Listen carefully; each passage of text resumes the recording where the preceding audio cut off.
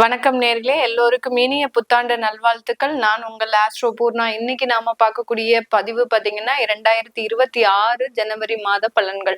வருடத்தின் முதல் மாதமான இந்த ஜனவரி மாதம் எல்லாருக்குமே ஒரு நேர்மறையான ஒரு ஆற்றலை கொடுக்கணும். நிறைய ஒரு தெய்வீக சக்தியை கொண்டு எல்லாருமே அவரவர்களுடைய வாழ்க்கையில ஒரு வளமான ஒரு செழிப்பான ஒரு வாழ்க்கையை பெறணும் அப்படின்னு நம்ம இறைவனை பிரார்த்தித்து இந்த மாத பலன்களை ஆரம்பிக்கலாம். இந்த மாதத்துல பாத்தீங்கன்னா கோச்சார கிரகங்களின் தன்மைகள் அப்படின்னு பார்க்கும்போது காலபுருஷனுக்கு 9ஆம் இடத்துல 4 மாத கிரகங்கள் இருந்து 15ஆம் தேதி வரைக்கும் இருக்கு. அடுத்து செகண்ட் 15 டேஸ்க்கு, அதாவது ஜனவரி 15க்கு மேல பாத்தீங்கன்னா காலபுருஷனுக்கு 10ஆம் இடத்திற்கான அந்த கர்மஸ்தானத்திற்கு சூரியன், செவ்வாய், புதன், சுக்கிரன் இந்த 4 கிரகங்களும் பயணிக்க போகுது. இதுதான் இந்த மாதத்தை தீர்மானிக்கக்கூடிய ஒரு 4 கிரகங்கள். வருட கிரகங்கள் ஆஸ் யூஷுவல் அந்த குரு பகவான் மிதுன ராசியில வக்ரத்தன்மையோட இருக்கிறார். அடுத்து கேது பகவான் சிம்ம ராசியில, ராகு பகவான் 11ஆம் இடமான காலபுருஷனுக்கு 11ஆம் இடமான அந்த கும்ப ராசியில இருக்கிறார். சனி பகவான் 12ஆம் இடத்துல மீன ராசியில இயல்பு நிலையில இருக்கிறார். இதுதான் இந்த மாதத்துல இருக்கக்கூடிய அந்த கோச்சார கிரகங்களின் தன்மைகள். இந்த மாத கிரகங்களான சூரியன், செவ்வாய், சுக்கிரன், புதன் இந்த மாத கிரகங்கள் தான் இந்த மாதத்துல நீங்க என்னென்ன செய்ய போறீங்க அப்படின்னு கணிக்கக்கூடிய ஒரு கிரகங்களாக இருக்க போது. எல்லாருமே பாத்தீங்கன்னா மாத கிரகங்கள் பாக்யஸ்தானத்துல இருந்து அடுத்து அந்த கர்மஸ்தானத்திற்கு வர்றதுனால எல்லா ராசி என்பர்களும் அதிகப்படியான ஒரு தொழிலை நோக்கி, தொழில் வாய்ப்புகளை நோக்கி பயணிக்கக்கூடிய ஒரு நேரமாக இருக்கும். அந்த தொழில் வாய்ப்புகள்னால நிறைய லாபங்கள், ஆடம்பரமான ஒரு வாழ்க்கை, ஒரு அதிகப்படியான ஒரு தேவைகளை நிறைவேற்றக்கூடிய ஒரு ஆண்டாக தான் இந்த ஜனவரி மாதம் தொடங்க போகுது. எல்லா ராசி என்பவர்களுக்கும் கடுமையான பலன்கள் அப்படின்றது பாத்தீங்கன்னா நம்மளுடைய காலபுருஷனுக்கு 6ஆம் இடம், 8ஆம் இடத்துல ஏதாவது கிரகங்கள் இருந்தாதான் அது கடுமையான பலன்களை கொடுக்கும். இந்த வருடம் ஆரம்பிக்கும் போது ஜனவரி மாதத்துல அந்த 6லயும் 8லயும் எந்த கிரகங்களும் கிடையாது. அதனால எல்லா ராசி என்பவர்களுக்குமே ஒரு வளமான ஒரு வாழ்க்கையை இந்த 2026 கொடுக்கறதுக்கு உண்டான அனைத்து வாய்ப்புகளையும் கொடுக்க போது. அதை பத்தி தான் இப்போ டீட்டெயில்டா நம்ம இந்த ஜனவரி மாத பலன்கள்ல பார்க்க போறோம். இந்த சேனலை முதன்முறையாக பாக்குறீங்க அப்படின்னா சப்ஸ்கிரைப் பண்ணிக்கோங்க. பெல் பட்டன்ல ஆல் ஆப்ஷன் சூஸ் பண்ணிக்கோங்க. தனுசு ராசி என்பர்கள் 2026 ஜனவரி மாதம் இந்த ராசி என்பர்களுக்கு நல்ல ஒரு மாற்றங்கள் இருக்குமா அப்படின்ற ஒரு எதிர்பார்ப்புகள் இருக்கு. நிறைய தனுசு ராசி என்பர்கள் கடன் ரீதியான பிரச்சனைகள்ல இருந்து வெளியில வர முடியாம மாட்டிக்கொள்ளக்கூடிய ஒரு அமைப்பு எல்லாம் கடந்த ஒரு 2 மாதங்களாக இருந்திருக்கும். உங்களுடைய ராசியிலேயே சூரியன், செவ்வாய், புதன், சுக்கிரன் இந்த மாதிரியான கிரகங்கள் வந்தாலும் அந்த சுக்கிரன் அப்படின்ற கிரகம் உங்களுடைய ராசி மீது பயணிக்கும் போது ஒரு வருமானம் வந்தாலும் அந்த வருமானத்தை சரிவர பயன்படுத்த முடியாத ஒரு சூழ்நிலை, எதிர்பாராத ஒரு செலவுகளுக்கு அந்த செலவுகள் பயணிக்கக்கூடிய ஒரு நேரம், இந்த மாதிரியாகலாம் இந்த தனுசு ராசி என்பவர்கள் கடந்த 2 மாதங்களாக அனுபவிச்சிருப்பாங்க.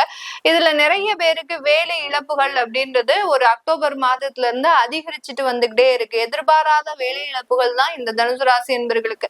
ஏன்னா எப்போதுமே ஒரு ப்ரீ பிளான்டா செல்லக்கூடியவர்கள் இந்த தனுசு ராசி என்பவர்கள்.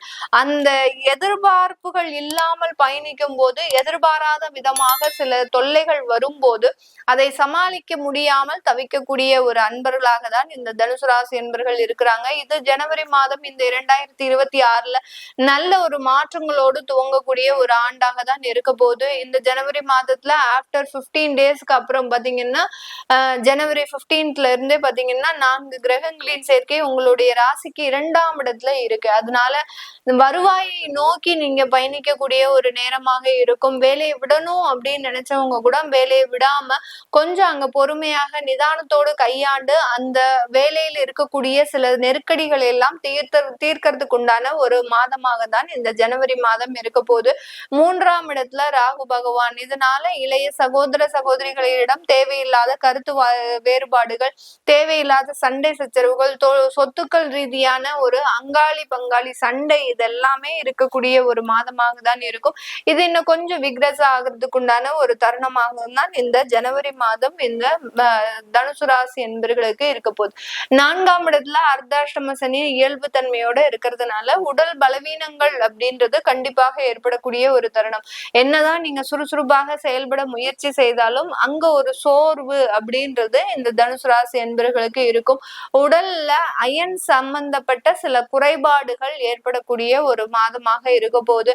அதனால விட்டமின் டிஃபிஷியன்சியோ இல்ல அயன் சம்பந்தப்பட்ட டிஃபிஷியன்சியோ இருக்கு அப்படின்னா அதற்கு உண்டான சில சப்ளிமெண்டரிய நீங்க மெடிசனா எடுத்துக்கிறது நல்லது. இது உங்களுக்கு நல்ல ஒரு சோர்வு தன்மையை நீக்கக்கூடிய ஒரு தருணமாக தான் இந்த ஜனவரி மாதம் இருக்கும். இந்த ஜனவரி மாதத்துல நீங்க இந்த மாதிரியான மருத்துவ ரீதியான ஆலோசனை இந்த மாதிரியான அயன் சம்பந்தப்பட்ட டெஃபிஷியன்சிக்கு எடுத்துக்கும் போது அதுல நல்ல ஒரு வளர்ச்சிகள் இருக்கிறதுக்கு உண்டான ஒரு தருணம். ஏன்னா 2ஆம் இடத்துல அந்த சூரியன் செவ்வாய் உச்சமாக இருக்கிறாரு. அதனால இந்த மாதிரியாக அந்த மருத்துவ ஆலோசனை நல்ல ஒரு வளர்ச்சியை கொடுக்கறதுக்கு உண்டான ஒரு தருணமாக இருக்க போது. 7ஆம் இடத்துல உங்களுடைய ராசி அதிபதி இருக்கிறதுனால வக்ரத்தன்மையோட இருக்கிறார்.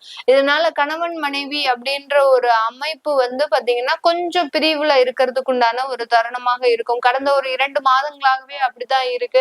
அந்த கணவன் பாத்தீங்கன்னா வேலைன்னு போகக்கூடிய ஒரு தருணம், மனைவி பாத்தீங்கன்னா இதனால கொஞ்சம் அப்செட் ஆகக்கூடிய ஒரு தருணம்.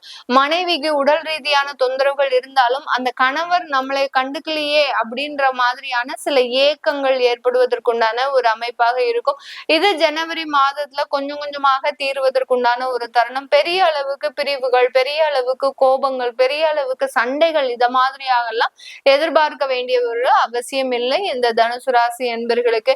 இந்த காலகட்டம் 9ஆம் இடத்துல இருக்கக்கூடிய அந்த கேது பகவானால தகப்பனார் வழியில சில இழப்புகள், விரயங்கள், தேவையில்லாத ஒரு சொத்து சம்பந்தப்பட்ட பிரச்சனைகள், தகப்பனார் வழி தொழில்ல பாத்தீங்கன்னா நிறைய ஒரு கடன்கள் இதெல்லாமே ஏற்படுவதற்குண்டான ஒரு தருணமாக தான் இந்த ஜனவரி மாதம் இந்த தனுசு ராசி என்பர்களுக்கு இருக்கும். வெளியூர் வெளிநாட்டுல இருக்கக்கூடியவர்கள் தங்களுடைய முதலீடுகளை காப்பாற்றுவதற்குண்டான சில வேலைகளை செய்யக்கூடிய ஒரு தருணம். கடந்த 5 வருடங்களுக்கு மேலாக ஏதாவது ஒரு இடத்துல இன்வெஸ்ட்மெண்ட் பண்ணிருந்தீங்க அப்படின்னா அதை எல்லாத்தையுமே மீட்கிறதுக்கு உண்டான ஒரு நேரமாகவும் தான் இந்த ராசி என்பர்கள். வெளிநாட்டுல இன்வெஸ்ட்மெண்ட் சம்பந்தப்பட்ட சில ரிட்டர்ன்ஸை பெறுவதற்குண்டான ஒரு தருணம். வேலை, அடுத்து பாத்தீங்கன்னா தொழில், இந்த இடத்துல எல்லாம் வெளிநாட்டுல இருக்கிறவங்களுக்கு நல்ல வளர்ச்சிகள் இருக்கு. அடுத்து வெளிநாட்டுல இருக்கிறவங்க சொந்த ஊருக்கு வரணும் அப்படின்னு ஆசைப்பட்டாங்க அப்படின்னா சொந்த ஊருக்கு வந்தீங்க அப்படின்னா உடல் ரீதியான சில தொந்தரவுகள் ஏற்படுறதுக்கு வாய்ப்புகள் இருக்கு. அதனால மேக்சிமம் சொந்த ஊருக்கு வர்றதை அவாய்ட் பண்றது நல்லது.